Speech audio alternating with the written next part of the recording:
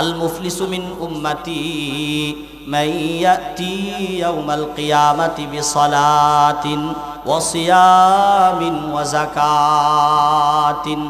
আল্লাহর রাসূল বলেন, ও আমার সাহাবীরা, ফকির মিসকিন ওই ব্যক্তি নয় যার টাকা নাই, যার পয়সা নাই, সে ফকির না, সে মিসকিন না, বরং আমার উম্মতের ভিতরে ফকির হচ্ছে ওই ব্যক্তি, মিসকিন হচ্ছে ওই ব্যক্তি যেই ব্যক্তি আখিরাতে আল্লাহ তাআলার দরবারে অসংখ্য পরিমাণে নামাজ নিয়ে দাঁড়াবে, অসংখ্য পরিমাণে রোজা নিয়ে দাঁড়াবে, অসংখ্য পরিমাণে অডেল সদকা নিয়ে দাঁড়াবে। সাহাবায়ে কেরাম অবাক হয়ে গেলেন, ইয়া রাসূলুল্লাহ, যে ব্যক্তি নামাজ নিয়ে দাঁড়াবে সে ফকির হয় কিভাবে?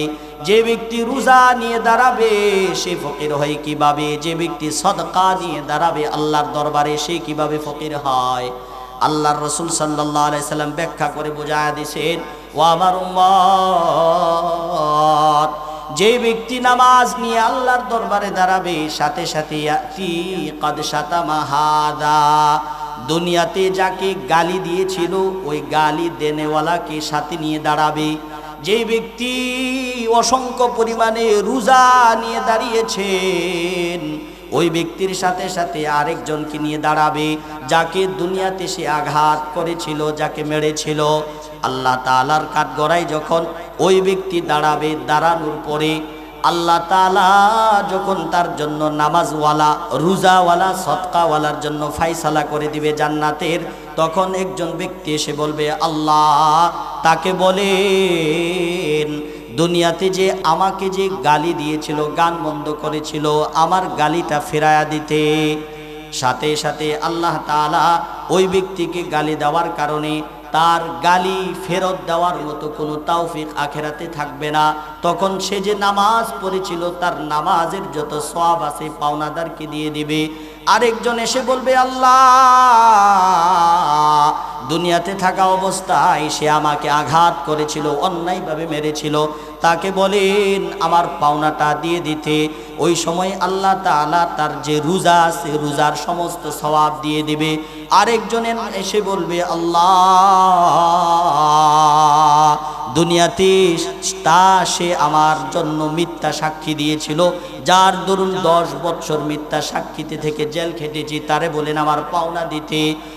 আল্লাহর রাসূল সাল্লাল্লাহু আলাইহি ওয়াসাল্লাম বলেন, সর্বশেষ যখন দেখবে তার নামাজের সওয়াব সব শেষ, তার রোজার সওয়াব শেষ, তার সদকার সওয়াব শেষ, আর কোনো সওয়াব নাই, এরপরে আরেকজন এসে বলবে, আল্লাহ দুনিয়াতে থাকা অবস্থায় অন্যায়ভাবে জুলুম করে আমার সম্পত্তি নিয়েছিল, তাকে বলেন আমার সম্পত্তিটা দিয়ে দিতে।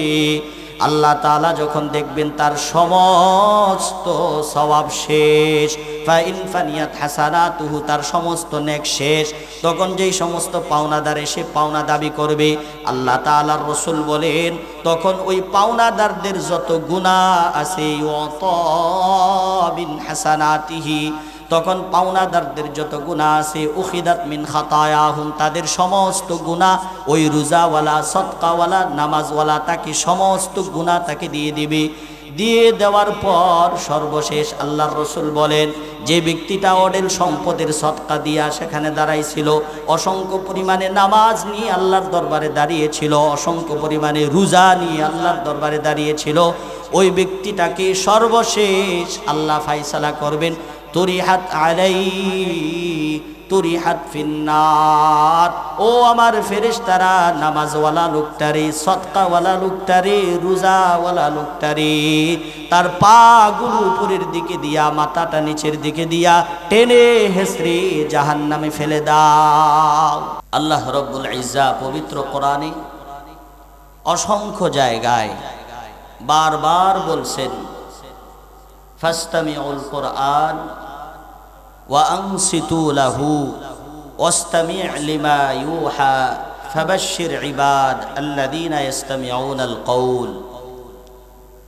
অর্থাৎ আল্লাহ তাআলা বারবার বলছেন, বারবার কোরআনের অসংখ্য জায়গায় তিনি উল্লেখ করে বলছেন যেন তিনার কথা, তিনার কালাম যেন আমরা শুনি, মনের কান দিয়ে যেন শ্রবণ করি, মনের কান দিয়ে, কলব দিয়ে, দিল দিয়ে যেন শুনি।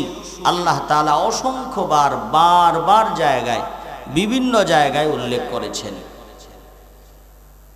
তো আল্লাহ রব্বুল ইজ্জা বলছেন, যারা আল্লাহর কথা, আল্লাহর কোরআন, আল্লাহর কালামের বাণী যারা মনোযোগ দিয়ে শুনে শ্রবণ করে, লাআল্লাকুম তুরহামুন, আল্লাহ তাআলা তাদের উপরে রহমত বর্ষণ করেন। সুবহানাল্লাহ। তাফসিরে রূহুল মাআনিতে আছে যে আল্লাহর কথা, আল্লাহর কালাম শুনলে আল্লাহ রব্বুল ইজ্জা আমাদের উপরে রহমত বর্ষণ করেন। এই কথার অর্থ কি? তো ওই তাফসিরের কিতাবে লিখছেন, এর অর্থ হচ্ছে যারা আল্লাহর কোরআন, আল্লাহর কালাম মনোযোগ দিয়ে শুনে, আল্লাহ রব্বুল ইজ্জা তাওফীকুত তাআহ, ওই ব্যক্তিকে আল্লাহ রব্বুল ইজ্জা আল্লাহর আনুগত্য, আল্লাহর ইবাদত করার তৌফিক দান করেন। সুবহানাল্লাহ। যারা আল্লাহর কোরআন শুনে, আল্লাহর বাণী শুনে, মনোযোগ দিয়ে শুনে, আল্লাহ রব্বুল ইজ্জা তাদেরকে ইবাদত করার তৌফিক দান করেন। অর্থাৎ শোনার বরকতে আল্লাহ রব্বুল ইজ্জা ইবাদত করার সুযোগ আল্লাহ তাআলা দান করেন। এই জন্য হাদিসের মধ্যে আসছে, রাসূলুল্লাহ সাল্লাল্লাহু আলাইহি ওয়াসাল্লাম বলছেন, ইদা আরাদাল্লাহু বিহি আবদান, আল্লাহ তাআলা যখন তার কোনো বান্দার, ইদা আরাদাল্লাহু বিআবদিন খায়রা, আল্লাহ যখন তার কোনো বান্দার মঙ্গল চায়, কল্যাণ চায়, হেদায়েত দিতে চান, তখন আল্লাহ তাআলা তাকে কাজে লাগায়া দেন। সাহাবায়ে কেরাম জিজ্ঞেস করছেন, ইয়া রাসূলুল্লাহ কাইফা ইস্তামিলুহু, আল্লাহর হাবিব আপনি যে বলছেন আল্লাহ যারে কল্যাণ দেয়, আল্লাহ যাকে হেদায়েত দিতে চায়, আল্লাহ তাআলা যাকে কোরআনের কথা শোনার মতো তৌফিক দান করেন, আল্লাহ তাকে কাজে লাগায়া দেন, এই কথার অর্থ কি? এর মানে কি? আল্লাহর রাসূল বলছেন, ইউয়াফিকুহু লিআমালিন সালিহিন ক্বাবলাল মাউত, আল্লাহ রব্বুল ইজ্জা ওই ব্যক্তিকে মৃত্যুর আগে নেক আমল করার তৌফিক দান করেন। সুবহানাল্লাহ। এই যে আপনারা শুনতে আসছেন, আপনারা যারা শুনতে আসছেন আর যারা শুনতে আসে নাই, যারা কোরআন হাদিস শুনে না, বুঝে না, তো যারা শুনতে আসছেন, আল্লাহ তাআলার রাসূল বলছেন আল্লাহ তাদেরকে মৃত্যুর আগে, মরার আগে নেক কাজ করার, নামাজ পড়ার, ভালো কাজ করার তৌফিক দান করে দেন। সুবহানাল্লাহ। এই জন্য আমরা মনোযোগ সহকারে যারাই আলোচনা করবে, খুব দিল দিয়া, মন দিয়া আমরা ইনশাআল্লাহ আলোচনা শুনতে রাজি আছি। তো ইনশাআল্লাহ, ইনশাআল্লাহ আল্লাহ তাআলাকে দেখায়া দেন যে না, আমরা কোরআনের পক্ষে আছি, আমরা ইসলামের পক্ষে আছি ইনশাআল্লাহ। তো আমি আপনাদের সম্মুখে পবিত্র কোরআনের সূরা জুমারের 53 নম্বর একটা আয়াত তেলাওয়াত করেছি। এই আয়াতের ভিতরে আল্লাহ রব্বুল ইজ্জা আমাদের নবীকে বলছেন, হে নবী, আপনি আমার ওই সমস্ত বান্দাদেরকে বলে দিন যারা গুনাহ করতে করতে নিজেদের নফসের উপরে জুলুম করেছে, যারা জুলুম করছে নিজেদের আত্মার উপরে, যারা নামাজ পড়ে নাই, সকালবেলা ঘুমাই রইছে, ঘুমায়া সকাল কাটায়া দিছে, ফজর পড়ে নাই, জোহর পড়ে নাই, আসর পড়ে নাই, ঈশা পড়ে নাই, মাগরিব পড়ে নাই, যারা দীর্ঘদিন পর্যন্ত নিজের নফসের উপরে জুলুম করতে করতে করতে করতে নফস একদম বরবাদ করে দিয়েছে, নফসকে নষ্ট করে দিয়েছে, হে রাসূল আপনি আমার ওই পথ বোলা, আত্মবোলা, আল্লাহ বোলা, রাসূল বোলা ওই বান্দাদেরকে আপনি বলে দিন, লা তাকনাতু মির রাহমাতিল্লাহ। আল্লাহ তাআলা বলেন, ও নবী আপনি আমার ওই সমস্ত বান্দাদেরকে বলে দিন যারা নিজেদের নফসের উপরে জুলুম করছে, নিজেদের নফসের উপরে যারা গুনাহ করতে করতে নফসের ভিতরে দাগ ফালায়া দিছে, নিজেদের নফসের উপরে যারা জুলুম করছে,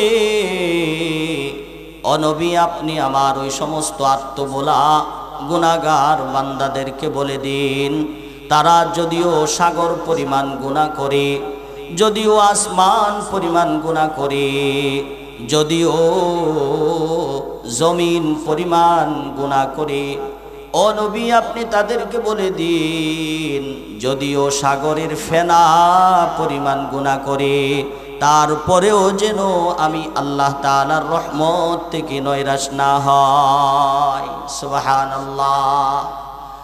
হে নবী আপনি তাদেরকে বলে দিন আমি আল্লাহ তাআলা ইন্নাল্লাহা ইয়াগফিরুয যুনুবা জামিআ,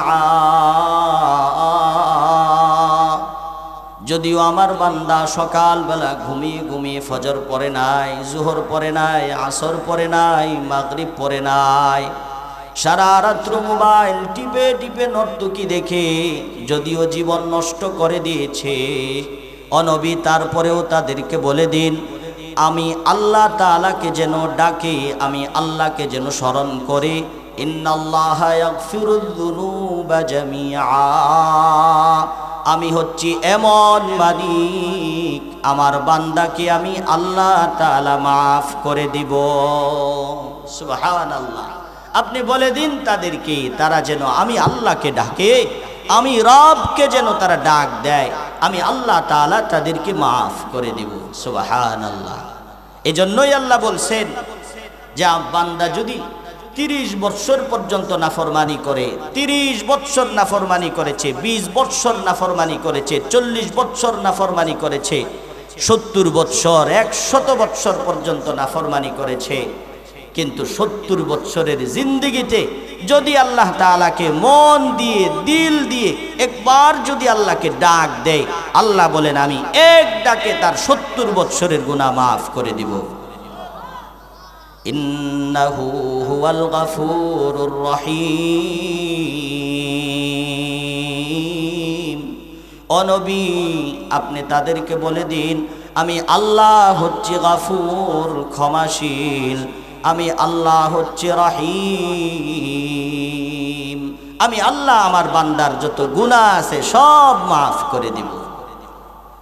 এই জন্য বান্দা যখন মুমিন বান্দা যারা আছে, যেমন আমি আছি আপনি আছি, আল্লাহ তাআলা যাদেরকে মুমিনের সিফত লাগায়া দিয়েছেন, যাদেরকে ইমানদার আল্লাহ তাআলা সাব্যস্ত করেছেন, এই মুমিন বান্দাদের অন্তর কলব আল্লাহ রব্বুল ইজ্জা সৃষ্টি করার সময় একদম ধবধবে সাদা কাপড়ের মতো আল্লাহ বানায় দিয়েছেন। সুবহানাল্লাহ বলেন।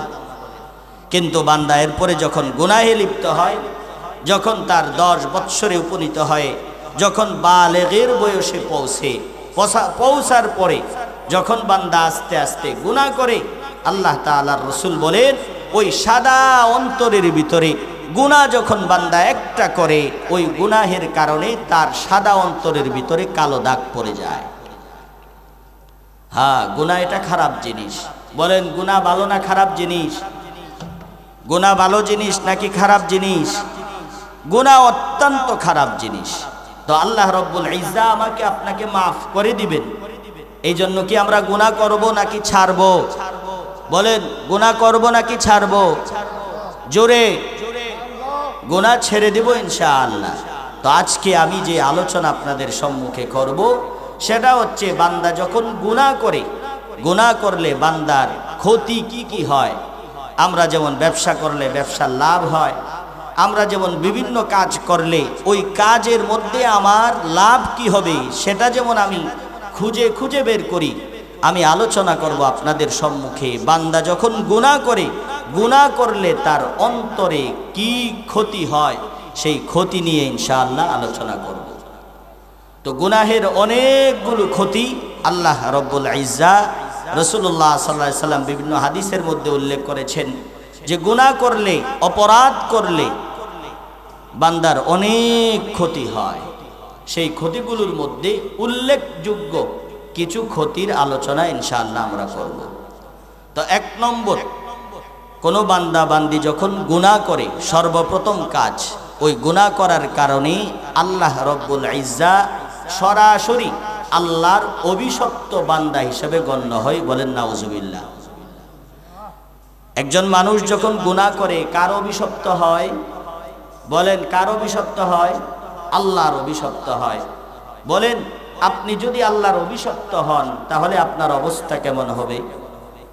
একজন মানুষ যদি আল্লাহর অভিশপ্ত হয়, সাধারণত একজন যদি আরেকজনকে বদদুয়া দেয় তাহলেই আমাদের অবস্থা খারাপ হয়। তার পিছনে পিছনে ঘুরি, ভাই তোমাকে আমি মনে হয় আঘাত দিয়েছি, কষ্ট দিয়েছি, এই জন্য তোমার কাছে মাফ চাই, তুমি আমাকে মাফ করে দাও, আমাকে অভিশাপ দিও না। তো যেই জায়গায় মানুষকে মনে কষ্ট দিলে অভিশাপ দেয়, আল্লাহকে যদি আপনি কষ্ট দেন, তাহলে আল্লাহ যদি আপনাকে অভিশাপ দেয়, তাহলে আপনার বাঁচার উপায় আছে কি? বলেন, আছে? নাই। এক নম্বর, কেউ যদি গুনাহ করে, গুনাহের এক নম্বর ক্ষতি হচ্ছে সরাসরি আল্লাহ তাআলার অভিশপ্ত বান্দা হিসাবে সে গণ্য হয়। নাউজুবিল্লাহ। আল্লাহ রাসূল সাল্লাল্লাহু আলাইহি সাল্লাম, সহিহ মুসলিমের হাদিস, আল্লাহ রাসূল বলছেন, লাআনাল্লাহু মান লাআনা ওয়ালিদা। আল্লাহ তাআলার রাসূল বলেন, মা বাবাকে লানত দেওয়া, মা বাবাকে কষ্ট দেওয়া, মা বাবাকে গালি দেওয়া, এটা লানত, এটা গুনাহ। মা বাবাকে যদি আপনি আঘাত দেন তাহলে সেটা গুনাহ নাকি গুনাহ না? বলেন, জোরে বলেন। মা বাবার কাছে আপনি টাকা চাইছেন, আব্বা আমারে 30,000 টাকা দেন, 20,000 টাকা দেন। আব্বা বলছে, সন্তান আমার কাছে টাকা নাই, 20 দিন পরে নিও। কিন্তু আপনি নাফরমান বান্দা, বাবারে আপনি অভিশাপ দিয়া দিছেন, তোমার ঘরের জন্ম নিয়া মনে হয় জীবনে ভুল করছি। নাউজুবিল্লাহ। বলেন, আছেনি এমন কুলাঙ্গার সন্তান? বলেন, আছেনি? মা বাবার কাছে যদি টাকা চান, মা বাবা যদি বলে পড়ে নিও, ওই সময় যদি তুমি তোমার মা বাবাকে অভিশাপ দাও, তাহলে এটা গুনাহ। আল্লাহ তাআলার রাসূল বলেন, যারা মা বাবাকে অভিশাপ দেয়, আল্লাহ তাআলা স্বয়ং ওই ব্যক্তিকে অভিশাপ দেয়। নাউজুবিল্লাহ। যারা আল্লাহকে অভিশাপ, যারা মা বাবাকে অভিশাপ দেয়, মা বাবাকে লানত দেয়, ওই ব্যক্তিকে সরাসরি আল্লাহ লানত দেয়। এটা গুনাহ। এই গুনাহের কারণে আল্লাহর অভিশাপ ওই ব্যক্তির উপরে পড়ে। নাউজুবিল্লাহ। অনেক সন্তান আছে, দেখবেন একটা কথা আছে, যতদিন পর্যন্ত বাবার হোটেলে খেয়েছি ততদিন পর্যন্ত কোনোদিন না খেয়ে থাকি নাই, কিন্তু যেদিন থেকে নিজে রুজি করতে শিখেছি, নিজে খেতে শিখেছি, সেদিন থেকে অনেকবার না খেয়ে থেকেছি। ঠিক কিনা বলে? কিন্তু সেই মা বাবার জন্ম দেওয়ার পরে আপনি কিভাবে তাকে লানত দেন, অভিশাপ দেন? মা বাবাকে লানত দেওয়া, অভিশাপ দেওয়া এটা গুনাহ। আর এই গুনাহের কারণে সরাসরি আল্লাহ তাআলা লানত দেন। নাউজুবিল্লাহ। ওয়ালানাল্লাহ মান যাবাহা লিগাইরিল্লাহ। আল্লাহ তাআলার রাসূল বলেন, কোন পশু জীব জন্তু আল্লাহ তাআলার নাম ছাড়া অন্য নামে জবাই করা, অন্যের নামে জবাই করা, এটা গুনাহ।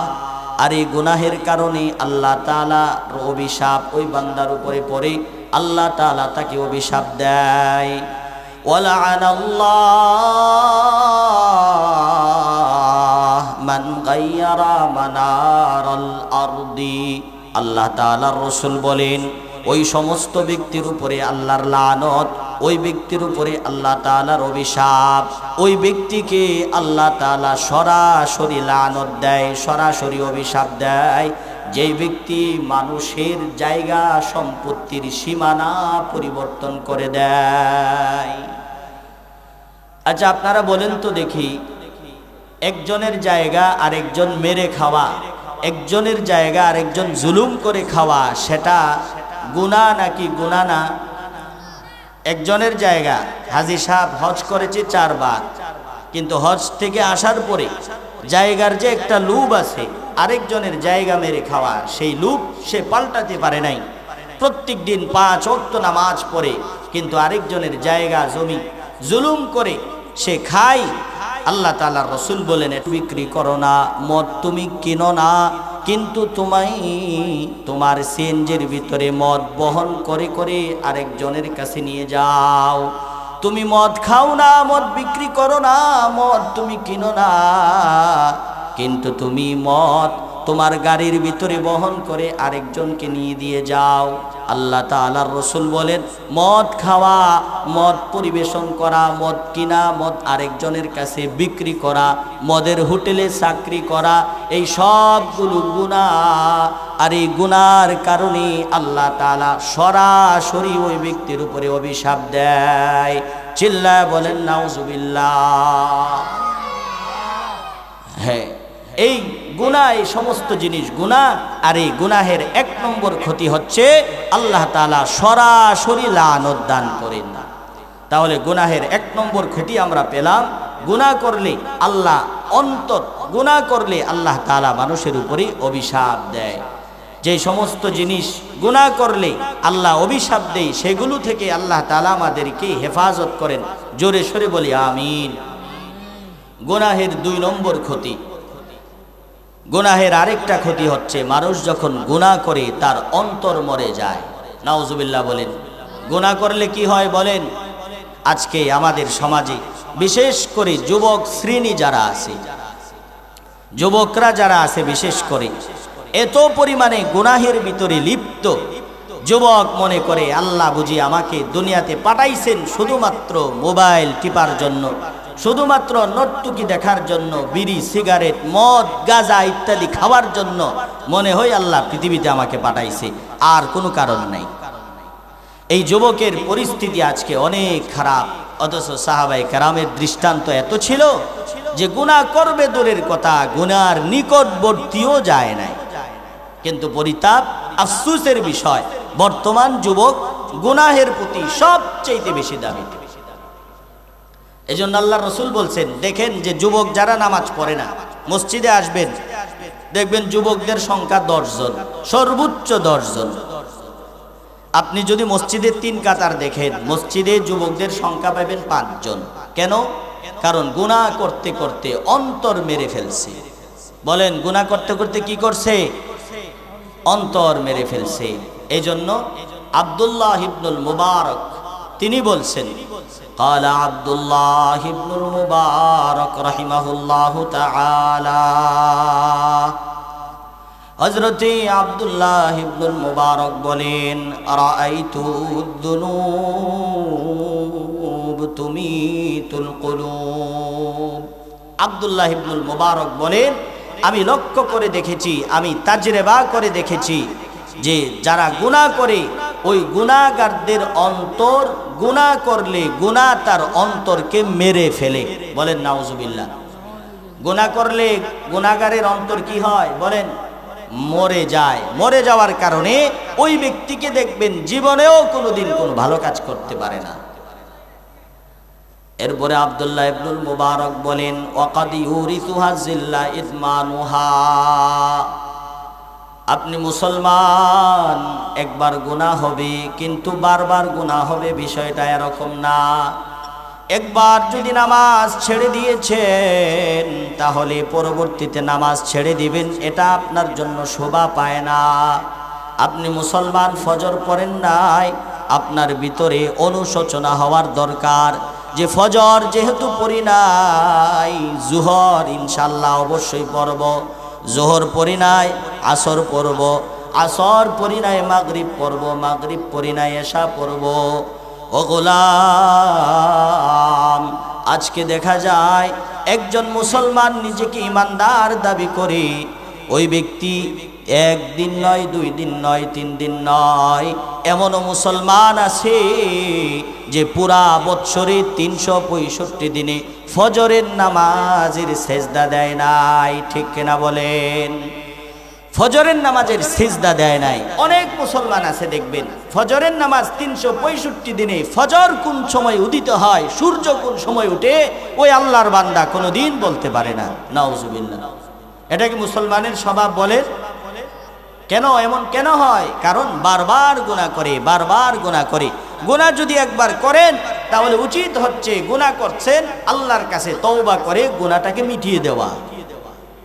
কিন্তু আল্লাহ তাআলার রাসূল বলেন, আল্লাহ তাআলার বান্দা বলেন, আব্দুল্লাহ ইবনুল মুবারক বলেন, ওয়াকাদ ইউরিসুহা জিল্লা ইদমানুহা।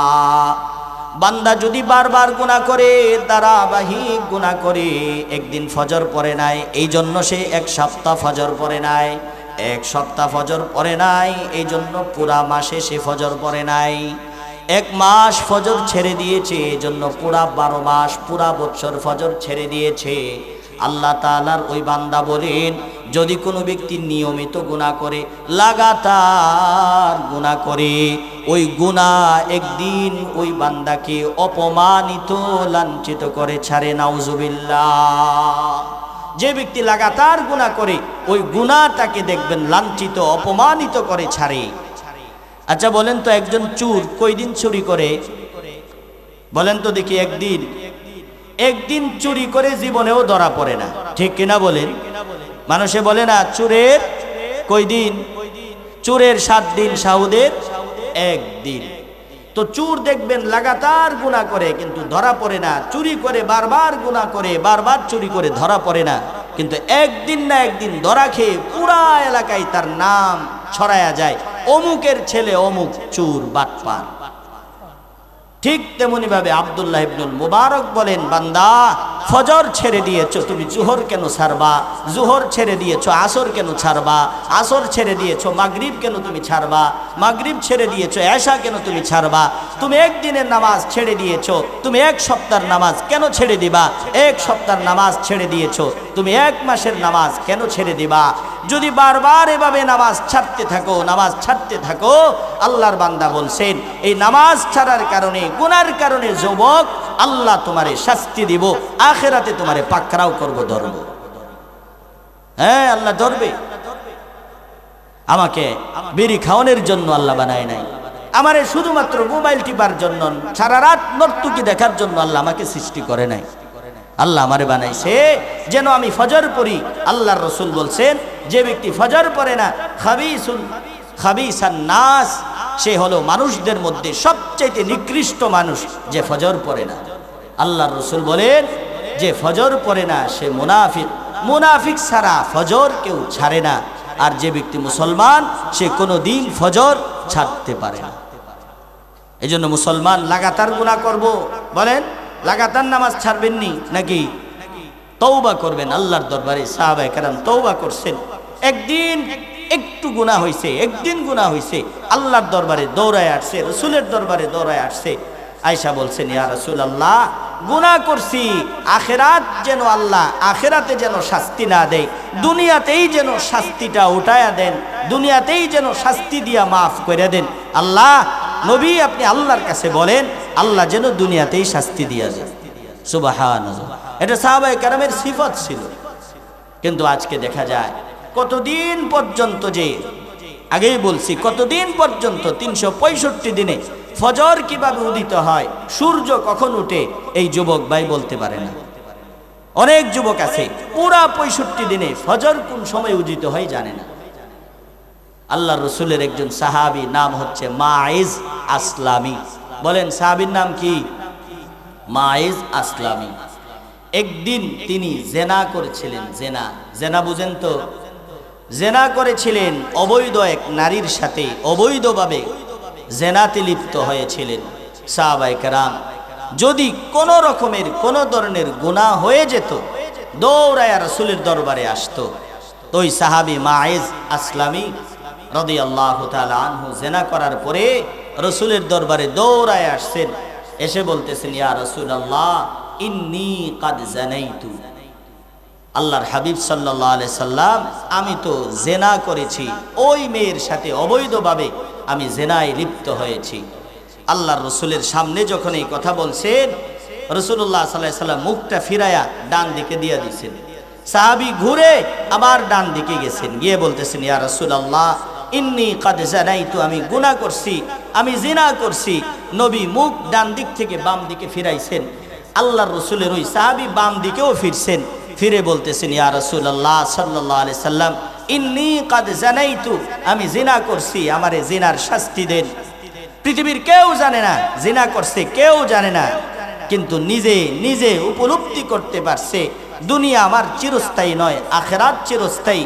এজন্য গুনাহ করছে, জেনা করছে, নবীর দরবারে দৌড়ায় আসছে। তো জেনার ক্ষেত্রে যদি 3 বার সাক্ষী দেয়, তাহলে সেটা কার্যকর হয় নিজের মুখ থেকে, জবান থেকে। এজন্য রাসূলুল্লাহ সাল্লাল্লাহু আলাইহি সাল্লামের সামনে যখন আসছে, সামনে যখন বলছে, রাসূল ডান দিকে ফিরাইছেন, ডান দিকেও স্বীকার করছে, বাম দিকে গেছেন। তিনবার ফিরানোর পরে, তিনবার স্বীকার করার পরে আল্লাহর রাসূল সাল্লাল্লাহু আলাইহি সাল্লাম সাহাবায়ে কেরামদেরকে বলছেন, ও সাহাবীরা, আমার মায়েজ আসলামী আসলেই জিনা করছে কিনা সেটা তদন্ত করো। তো সাহাবায়ে কেরাম তদন্ত করে পাইলেন যে নবীর এই সাহাবী আসলেই জিনা করছেন। তিনি ছিলেন বিবাহিত পুরুষ, বিবাহিত সাহাবী, তিনি জিনা করছেন, এটা সাব্যস্ত হয়েছে। এই জন্য বিবাহিত পুরুষ যদি কোনো পুরুষ জিনা করে, তার শাস্তি হচ্ছে একটা কবর খুঁড়ে ওই কবরে তার অর্ধেকটা শরীর প্রবেশ করে পাথর মেরে মেরে তাকে নিক্ষেপ করে হত্যা করা। এটা শরীয়ত কর্তৃক তার শাস্তি, তার বিধান। আজকে যুবক, আমার সবচেয়ে বেশি কষ্ট লাগে ওই সমস্ত যুবকদের যারা মোবাইলে নর্তকী দেখে, যারা জেনা করতেছে অবৈধভাবে অসংখ্য পরিমাণে, আজকে যাদের জীবন একদম নষ্ট করে দিচ্ছে। তো সাহাবী যখন বারবার এসে বলছেন, তদন্ত করা হয়েছে, হওয়ার পরে যখন তিনাকে কবরের ভিতরে এই এতটুকুন পর্যন্ত দাঁড় করিয়ে পাথর যখন মারতেছে, বারবার পাথর মারে, বারবার পাথর মারে, বারবার পাথর মারে। দুনিয়ার শাস্তি মজা, কিন্তু আখিরাতের শাস্তি মজা না। আখিরাতের শাস্তি ভয়াবহ শাস্তি হবে। এই জন্য সাহাবী বারবার যখন পাথর মারতেছে, নিক্ষেপ করতেছে, ওনার শরীর থেকে রক্তের ফুটা খুব জোরে সুরে। গরু জবাই করলে রক্ত কি কম যায় নাকি বেশি যায়? রক্ত কি আস্তে আস্তে যায় নাকি জোরে যায়? খুব জোরে যায়। তো সাহাবীর শরীর থেকে রক্তের একটা ফুটা আরেকজন সাহাবীর শরীরের ভিতরে লাগছে। ওই সাহাবী একটু বিরক্তি বোধ করছেন। তিনি বলতেছেন, হাই, নাফরমানের রক্ত, জিনা, যিনি জিনা করছেন তার রক্ত আমার শরীরে লাগছে। এই কথাটা রাসূলুল্লাহ সাল্লাল্লাহু আলাইহি সাল্লাম শুনছেন। শুনে আল্লাহর হাবিব সাল্লাল্লাহু আলাইহি সাল্লাম সাথে সাথে বলছেন, ও সাহাবী, আমার মায়েজ আসলামী এমন ভাবে আল্লাহর দরবারে ফাইন তাবা তাওবাতান, এমন ভাবে আল্লাহর দরবারে তওবা করছে, লাউ কুসিমাতিল আরদু জামিআ, যদি পুরা পৃথিবীতে সমস্ত মানুষ এক যুগে সবাই যদি নাফরমানি করে, আর মায়েজ আসলামী আল্লাহর দরবারে যে তওবা করছে, ওই তওবা যদি বন্টন করে দেওয়া হয় পুরা পৃথিবীতে, তাহলে সমস্ত মানুষের গুনাহের তওবার জন্য মায়েজ আসলামীর তওবাই যথেষ্ট হয়ে যাবে। সুবহানাল্লাহ, কত বড় কাজ করছেন সাহাবায়ে কেরাম। এই জন্য গুনাহ করলে সাথে সাথে কি করা বলেন? গুনাহ করলে সাথে সাথে গুনাহ মিটিয়ে ফেলা। ওই আব্দুল্লাহ ইবনুল মুবারক তিনি সর্বশেষ শেষে বলেন, তারকুজ যুনুব হায়াতুল কুলুব, বান্দার অন্তর সজীব হয়, বান্দার অন্তর জীবিত হয় বান্দা যখন গুনাহ ছেড়ে দেয়। বান্দা যখন গুনাহ ছাড়ে তার অন্তর সজীব হয়, তার অন্তর সুন্দর হয়, জীবিত হয়। এই জন্য গুনাহের অনেক ক্ষতি আছে। আমার সময় একদম শেষ, শেষ পর্যায়ে আরেকটা গুনাহের ক্ষতি বলে আমরা শেষ করে দিচ্ছি। গুনাহ যদি মানুষ করে, গুনাহের আরেকটা ক্ষতি হচ্ছে, গুনাহ করলে তার মানুষটা ফকির, নিঃস্ব, মিসকিন হয়ে যায়। আচ্ছা বলেন তো দেখি, আপনাদের মধ্যে ফকির কাকে বলে? উত্তর দেন। ফকির কাকে বলে? মিসকিন কাকে বলে? যার টাকা পয়সা নাই, ঘরবাড়ি নাই, তাকেই তো ফকির বলে। বলেন। সাহাবায়ে কেরাম এই উত্তরই দিয়েছিলেন রাসূলুল্লাহ সাল্লাল্লাহু আলাইহি সাল্লামকে। আল্লাহর রাসূল যখন জিজ্ঞেস করেছিলেন, সহিহ মুসলিমের হাদিস, আল্লাহর রাসূল সাহাবায়ে কেরাম সকলকে একসঙ্গে জিজ্ঞেস করেছিলেন, আতাদরুনা মানিল মুফলিস, ও আমার সাহাবায়ে কেরাম শোনো, সাহাবাদের দল, আমি নবী তোমাদের কাছে জানতে চাই, তোমাদের মধ্যে সবচেয়ে ফকিরকে, মিসকিনকে, নিঃস্বকে? সাহাবায়ে কেরাম উত্তর দিয়েছিলেন, ইয়া রাসূলুল্লাহ, আল মুফলিসু ফিনা মান লা দিরহাম লাহু ওয়ালা মাতাআ, ও আল্লাহর নবী, আমাদের মাঝে সবচেয়ে ফকির মিসকিন হচ্ছে ওই ব্যক্তি যার সহায় সম্বল নাই, টাকা নাই, পয়সা নাই, বাড়ি নাই, সে হচ্ছে ফকির, সে হচ্ছে মিসকিন। আল্লাহ তাআলার রাসূল বলেন, আল মুফলিসু মিন উম্মতি মান ইয়াতি ইয়াউমাল কিয়ামাতি বিসালাতিন ওয়া সিয়ামিন ওয়া যাকাতিন। আল্লাহর রাসূল বলেন, ও আমার সাহাবীরা, ফকির মিসকিন ওই ব্যক্তি নয়, যার টাকা নাই, যার পয়সা নাই, সে ফকির না, সে মিসকিন না, বরং আমার উম্মতের ভিতরে ফকির হচ্ছে ওই ব্যক্তি, মিসকিন হচ্ছে ওই ব্যক্তি, যেই ব্যক্তি আখিরাতে আল্লাহ তাআলার দরবারে অসংখ্য পরিমাণে নামাজ নিয়ে দাঁড়াবে, অসংখ্য পরিমাণে রোজা নিয়ে দাঁড়াবে, অসংখ্য পরিমাণে অডেল সদকা নিয়ে দাঁড়াবে। সাহাবায়ে কেরাম অবাক হয়ে গেলেন, ইয়া রাসূলুল্লাহ, যে ব্যক্তি নামাজ নিয়ে দাঁড়াবে সে ফকির হয় কিভাবে? যে ব্যক্তি রোজা নিয়ে দাঁড়াবে সে ফকির হয় কিভাবে? যে ব্যক্তি সদকা নিয়ে দাঁড়াবে আল্লাহর দরবারে সে কিভাবে ফকির হয়? আল্লাহর রাসূল সাল্লাল্লাহু আলাইহি সাল্লাম ব্যাখ্যা করে বুঝায়া দিয়েছেন, ও আমার উম্মত, যে ব্যক্তি নামাজ নিয়ে আল্লাহর দরবারে দাঁড়াবে সাথে সাথে ইয়াতি কাদ শাতামা হাদা, দুনিয়াতে যাকে গালি দিয়েছিল ওই গালি দেনেওয়ালাকে সাথে নিয়ে দাঁড়াবে। যে ব্যক্তি অসংখ্য পরিমাণে রোজা নিয়ে দাঁড়িয়েছেন ওই ব্যক্তির সাথে সাথে আরেকজনকে নিয়ে দাঁড়াবে, যাকে দুনিয়াতে সে আঘাত করেছিল, যাকে মেরেছিল। আল্লাহ তাআলার কাঠগড়ায় যখন ওই ব্যক্তি দাঁড়াবে, দাঁড়ানোর পরে আল্লাহ তাআলা যখন তার জন্য নামাজওয়ালা, রোজাওয়ালা, সদকাওয়ালার জন্য ফায়সালা করে দিবে জান্নাতের, তখন একজন ব্যক্তি এসে বলবে, আল্লাহ তাকে বলেন দুনিয়াতে যে আমাকে যে গালি দিয়েছিল, গান বন্ধ করেছিল, আমার গালিটা ফেরায়া দিতে। সাথে সাথে আল্লাহ তাআলা ওই ব্যক্তিকে গালি দেওয়ার কারণে তার গালি ফেরত দেওয়ার মতো কোনো তৌফিক আখিরাতে থাকবে না। তখন সে যে নামাজ পড়েছিল তার নামাজের যত সওয়াব আছে পাওনাদারকে দিয়ে দিবে। আরেকজন এসে বলবে, আল্লাহ দুনিয়াতে থাকা অবস্থায় সে আমাকে আঘাত করেছিল, অন্যায়ভাবে মেরেছিল, তাকে বলেন আমার পাওনাটা দিয়ে দিতে। ওই সময় আল্লাহ তাআলা তার যে রোজা আছে রোজার সমস্ত সওয়াব দিয়ে দিবে। আরেকজন এসে বলবে, আল্লাহ দুনিয়াতে সে আমার জন্য মিথ্যা সাক্ষী দিয়েছিল, যার দরুন 10 বছর মিথ্যা সাক্ষীতে থেকে জেল খেটেছি, তারে বলেন আমার পাওনা দিতে। আল্লাহর রাসূল সাল্লাল্লাহু আলাইহি ওয়াসাল্লাম বলেন, সর্বশেষ যখন দেখবে তার নামাজের সওয়াব সব শেষ, তার রোজার সওয়াব শেষ, তার সদকার সওয়াব শেষ, আর কোনো সওয়াব নাই, এরপরে আরেকজন এসে বলবে, আল্লাহ দুনিয়াতে থাকা অবস্থায় অন্যায়ভাবে জুলুম করে আমার সম্পত্তি নিয়েছিল, তাকে বলেন আমার সম্পত্তিটা দিয়ে দিতে।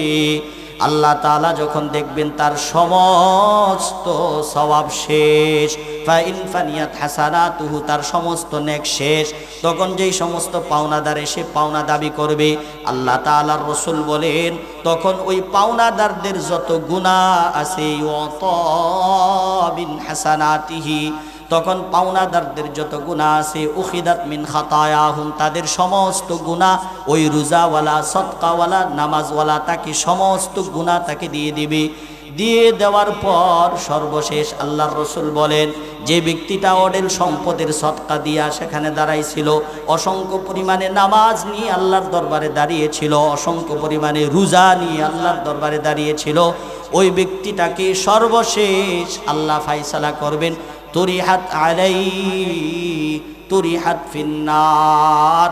ও আমার ফেরেশতারা, নামাজওয়ালা লোকটারে, সদকাওয়ালা লোকটারে, রোজাওয়ালা লোকটারে তার পাগুলো উপরের দিকে দিয়া, মাথাটা নিচের দিকে দিয়া টেনে হেসড়ে জাহান্নামে ফেলে দাও। নাউজুবিল্লাহ বলেন। তাহলে এই ব্যক্তি নামাজ, রোজা, হজ, সদকা সব কিছু নেওয়ার পরেও নিঃস্ব হয়েছেন কেন বলেন তো? গুনার কারণে। কিসের কারণে? দুনিয়াতে থাকতে বকা জকা গালি যা আছে সব করছে। এজন্য আপনাদের কাছে করজোরে আবদার, জীবনে কোনোদিন গুনাহ যা আছে সব ছেড়ে দিবেন। বিশেষ করে আল্লাহ তাআলার ফরজ বিধান নামাজ যেন কারো না ছুটে। ওয়াদা করেন নামাজ ছুটবে না ইনশাআল্লাহ। আল্লাহ তাআলার রাসূলের সাহাবী সাইয়েদনা ওমর বলছেন যে নামাজ ছেড়ে দেয় ইসলামে তার কোনো ভাগ নাই। নামাজ যে ছেড়ে দেয় সে মুসলমান হিসেবে নিজেকে দাবি করা এটা তার জন্য সাজে না।